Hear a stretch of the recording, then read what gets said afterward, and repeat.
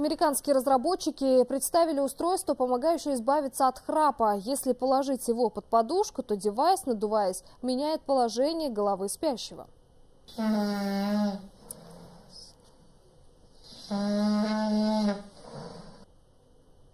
Под такие звуки каждую ночь засыпают сотни миллионов людей в мире. Громкость храпа может достигать более сотни децибелов.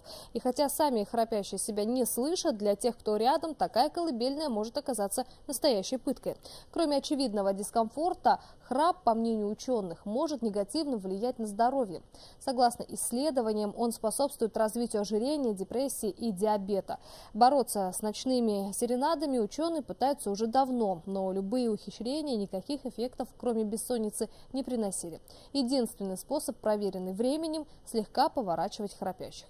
Тестирование устройства шло 2 месяца и, как говорят разработчики, было настолько успешным, что многие пользователи отказались его возвращать. Приобрести устройство можно будет в мае следующего года.